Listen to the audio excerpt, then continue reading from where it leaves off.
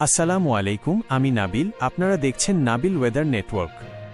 দেশের আবহাওয়ায় আবারও বড় ধরনের পরিবর্তনের ইঙ্গিত মিলছে। আজ দেশের বিভিন্ন অঞ্চলে বিক্ষিপ্তভাবে ভারী থেকে অতি ভারী বর্ষণ হতে পারে। এর ফলে কোথাও কোথাও জলাবদ্ধতা এবং স্বল্পমেয়াদী দুর্ভোগের আশঙ্কা রয়েছে। সকাল থেকেই দেশের অনেক এলাকায় আকাশ আংশিক মেঘলা থেকে মেঘাচ্ছন্ন থাকতে পারে। দিনের অগ্রগতির সঙ্গে সঙ্গে বৃষ্টির প্রবণতা আরও বৃদ্ধি পাওয়ার সম্ভাবনা রয়েছে। বিশেষ করে ঢাকা, ময়মনসিংহ, সিলেট, চট্টগ্রাম, বরিশাল ও খুলনা বিভাগের বিভিন্ন জেলায় মাঝারি থেকে ভারী বৃষ্টিপাত হতে পারে।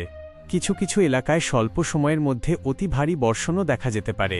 এর ফলে নিচু এলাকায় সাময়িক জলাবদ্ধতা সৃষ্টি হতে পারে এবং শহরাঞ্চলের সড়কে যান চলাচলে বিঘ্ন ঘটতে পারে।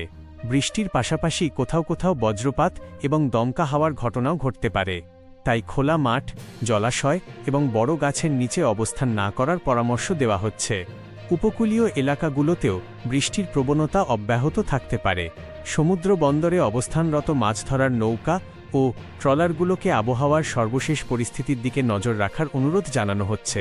সবার নিরাপত্তার কথা মাথায় রেখে প্রয়োজন ছাড়া ভারী বৃষ্টির সময় বাইরে বের না হওয়াই ভালো। ভিডিওটি ভালো লাগলে অবশ্যই লাইক, শেয়ার ও কমেন্ট করবেন। আবহাওয়ার সর্বশেষ খবর সবার আগে পেতে নাবিল ওয়েদার নেটওয়ার্ক চ্যানেলটি সাবস্ক্রাইব করে আমাদের সঙ্গে থাকুন। আল্লাহ হাফেজ।